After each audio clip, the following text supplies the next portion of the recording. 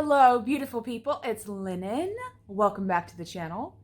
Today is a lovely March day.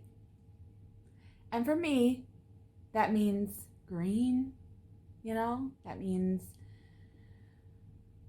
spring is in the air, right? But, probably my favorite thing that happens in March is kind of like an honoring or maybe even a celebration, because I've been known to get in the kitchen and bake some things that would correlate with this. Middle Earth March. I found this thing out on Instagram.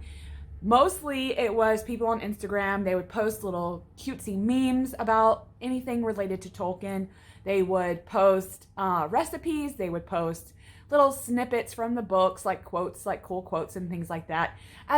And obviously, on top of all of that, there would be probably like for the people that read Lord of the Rings and Tolkien in general, it's a reread month. So you get all the books out and you reread them if you've read them already. And so it's a big like celebratory, honoring Tolkien kind of thing. So Middle Earth March. I happen to love Tolkien's worlds, and I just feel, ever since I was a kid and I read The Hobbit, I was immersed into anything Tolkien wrote. So I had to jump on the bandwagon of Middle Earth March when it became a thing on Instagram. So I decided to use the platform I have here to kind of participate. Now I'm going to do something fun today, because as it's Middle Earth March and I'm a tarot reader, I decided to kind of mix the two. Over all the races, okay, and I'll get to what they are in a minute. Of all the races, I feel like divination is one I could find all across all races. And I had so much fun the last couple of days, like looking for references and things like that, and looking up the like specific names of the divinations and things like that. It was just so fun, and so I wanted to kind of meld two loves of mine and be a little weird about it. So I want to preface this by saying that this is by no means anything that Tolkien has written down, like any of these specific divination names that I'm going to say or anything like that. These are my personal opinions as to what these races in Tolkien's worlds do. And I've kind of tried to do this it's a very me, myself, and I, Lennon. Okay, it's nothing to do with Tolkien or like anything, I guess you would say, factual, like he did actually say that these people do this, so this is just something fun that I decided to do for myself and for you guys to have fun. That's it. Okay, let's get into it. Okay, the first race that I want to talk about is elves. Even if you've only watched the movies, you'll know kind of where I'm going with this. I guess the most well-known, because most people, I guess, would know the movie reference of this, is that water mirror that Galadriel has Frodo look into. That's actually a pretty big part not a big part, but it's a bigger part in the books than it is in the movie. There's actually like a foretelling of ways in which the future can unfold, okay? So, and there's like a whole scene. Tolkien was very good about details. But anyway, so in the movie, you know that she like pours the water into this basin and she's like, "Would you look into the mirror?" And he's like, "What will I see?" And like my favorite line is she was like, "Only the wisest cannot tell." Like, how witchy does that fucking sound? So I consider that scrying. Duh, right? I consider that water scrying. It's also because she does in the book, she references it as a mirror, but she is using water. So this is kind of like water divination and mirror work. This could kind of go like through that line into mirror work, but I'm going to generalize the whole thing and say scrying. And I know that if you've watched like the Hobbit movies, Tariel, who is fictional, okay, she's nowhere in the books.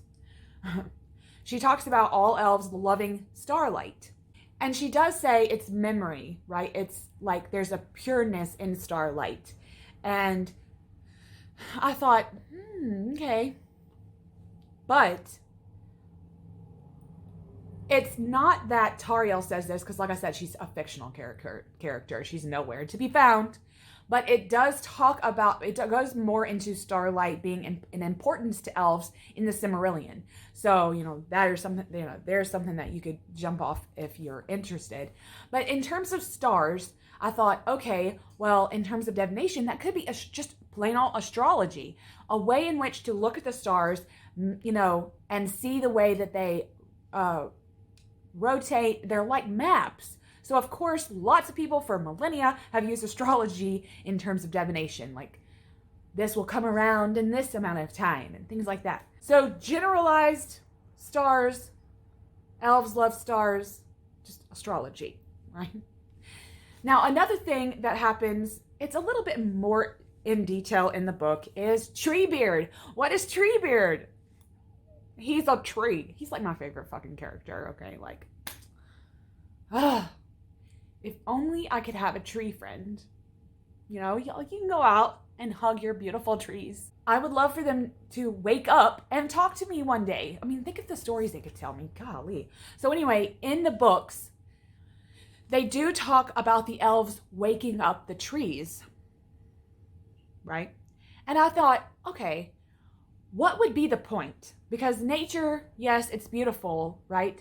But there had to have been a reason the elves would have woken up the trees. They love the trees because they use the trees, but I also believe that it's because of where they live, because they live in the forests, that like when waking them up, it's almost like they can use the trees, not really divine, but I guess as a way in which to look out for enemies on the borders, like as the enemies get closer to where their actual tree villages are, things like that. Like, that's probably what I would use them for. I mean, I guess in my own human capacity, that's where I would have gone with that. Like, I would wake this tree up to be like, okay, holla if there's an enemy coming. So, but I wrote down the name of tree divination. This is a way in which you use trees. Maybe the shadow on the bark itself, like the lines on the trees and things like that. The way in which the root system is set up, it's all involved in what they call tree divination, which is dendromancy. So dendromancy is tree divination, and I very much think that the elves would have done something with that. Next is dwarves. The next race is dwarves. When upon reading all the books and immersing yourself in the world and the journeys and all that, you kind of do probably what everyone does. You try to guess which race you are. Like, lots of people say they're elves or they're hobbits or, whatever. I am probably pretty much a dwarf. Okay, I'm short and stout. I like jewels, like crystals, crystal things. I'm very, what's the word? Notorious? No. Tenacious? I'm hot-headed. Not to mention hairy as hell. So, probably a dwarf, if not a hobbit. But I'm not the more elegant ones. Okay. I found two kinds. Now, again, if you've watched the movies, and it is referenced in the book, that upon trying to hire Bilbo, like trying to talk Bilbo into going on the quest with Thorin, he can't talk him into it. So he just was like, okay, well, I'll just have the dwarves come to you and talk you into it. And the way in which he does this is very funny. He does actually mark the door with a rune. An Elder Futhog rune. I might be able to look it up. Also, I've got my Hobbit book here. You can't even see that far back into my bookcase. And Frodo looking out over all my books. Look at him. I got him at like a comic book store or something. Because my hubby and I are nerds. Now, I do want to say, I'm going to read in The Hobbit about this rune. It doesn't actually say that it's a rune. For some reason, Peter Jackson thought that it would be funny to use an actual Elder Futhog rune as what Gandalf drew on the door. Now, it doesn't actually say ruin, but the ruin from the movie, but it's Phoebo, the ruin for wealth. Okay, it looks kind of like an F. And I thought that that was interesting because what in terms of the book, it's not about wealth. It's like burglar for hire is what this marking would have meant to the dwarves. Like Bilbo's advertising that he's for hire. And that's how the dwarves find this, hobbit hole at Bag End.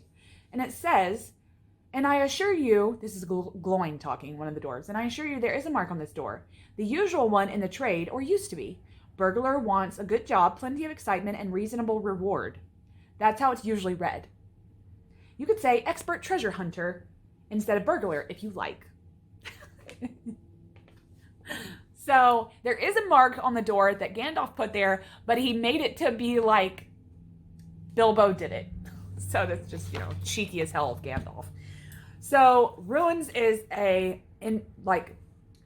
lot of things in terms of how the dwarves act and things like that. For me, I always I don't really like to put lineages, like actual world lineages on fictional characters, but I always assumed, okay, this is an assumption, I always assumed that they would be like from Scotland because of how they talk, right? Even in the book, they kind of talk like that, like laddie, and they say bairns for children, which is a very Scottish thing. So it's an assumption of mine. So ruins is what they use markings, but in the movies, they're actual runes. Like there's runes on their clothing and things like that. We never know, but runes is definitely a dwarf divination. They also reference a lot portents. Portents, definitionally speaking, are omens. Future telling and fortune telling, I guess. They use portents. So it's a way in which they map out the future with different omens. Now, that can be anything. It's usually like they mentioned ravens. Ravens come back to the mountain when the, Smaug is defeated and things like that. And it does reference in the book the same way they do in the movie that Gloin read the portents and the portents say. That could also be a reference to the ruins, like casting ruins. But I don't know. I mean, you tell me down below. Interestingly enough, hobbits were probably the most difficult for me to find like an actual divination for. Because inside this book, The Hobbit, when Bilbo's first telling the story, he talks about hobbits, loving everything that grows, and they are very much in touch with nature in the Shire. They love to grow their own things, own vegetables. I mean, they really are in tune with the earth and things that grow and plants and things like that. So I guess an umbrella term of divination that they would probably use or have used is geomancy. Earth, just plain old earth magic. Now, I do believe that hobbits are more down to earth. They probably wouldn't have used any kind of divination. They probably are too simple for that. Not simple-minded. I don't mean to say that. I mean to just say that they really probably wouldn't have cared to like fortune tell. They just, whatever. They would have done their thing and nothing would have meant nothing. They just want to be quiet and left alone. If I know anything about Hobbit. Another one that they probably would have done, I know that there's a huge emphasis in all the books, every single one that involves hobbits, is smoke tobacco. So pipe tobacco. So I wanted to be a little cheeky with that, and if they were magical at all, divinatory at all, they probably would have used smoke divination, which is capnomancy. So the shapes that the smoke went into would have told them something. And if we think about like this earth-based race, they probably could have done cloud scrying. They probably could have done tea leaf reading. So isn't that cool? Like to think about things like this. I don't know. This was really fun for me. Okay, so the next race is wizards. Now, wizards, of course, they're inherently magical anyway, okay? But I guess in terms of divination, because that's like the genre we're going with today, I really could only come up with two. Now they use a palantir, which is basically like a crystal ball. Okay, it's not so much a scrying tool, it's more of a communication tool. So it's a way in which, like, if I have a ball and you have a ball, we can communicate. So I guess I would go with general scrying for wizards, but then also some sort of crystal ball telepathy, maybe it's like a kind of a telepathy thing. Like you hear them talk, but they're not really talking. They're just thinking it and putting that thought, kind of like Dumbledore, putting that thought into the crystal ball and shooting it across to the other ball. I don't know. That's what. Now, I also think that they use staffs in these specific wizards in Tolkien's world have staffs, and they play huge roles in the magic that is used by the wizards, like Saruman and Gandalf, okay, and Radagast. So the staffs play a big role. So I just wanted to be, again, cheeky as hell and say dowsing rods. Could they be dowsing rods? Who knows? Last race, men. 9 rings were given to the race of men. Anyway, can I just say that the beginning of the Lord of the Rings movie, okay, Fellowship of the Ring, when Galadriel says her piece in the very, very beginning, okay, before a picture even comes up, she was like, I feel it in the water.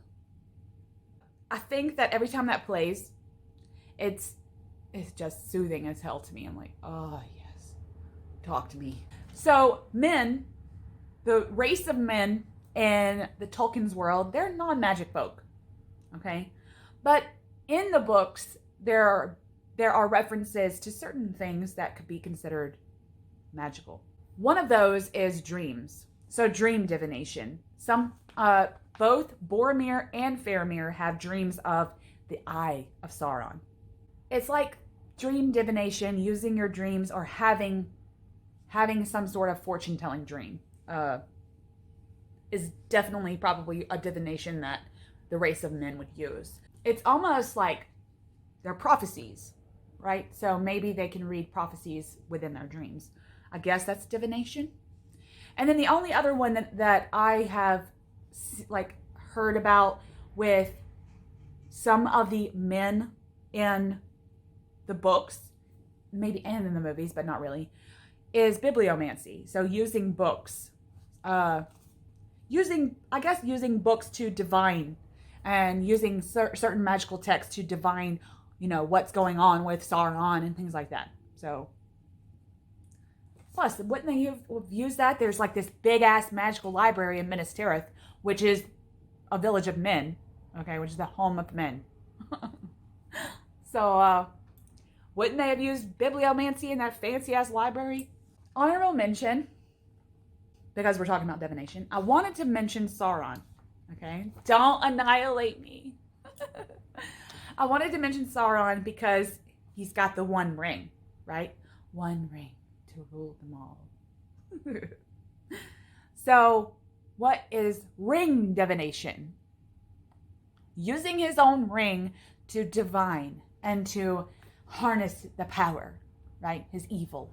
It is called dactylomancy. Like a pterodactyl? Weird, huh? How do they come up with these names? I hope that this was some kind of fun for us to jump in and find some ways in which the races inside Tolkien's world would have used divination. So let me know below how you liked it and some of your ideas, like what, off the top of your head. So I hope everyone's having a blessed day. Hope to see everyone again on the channel. Much love.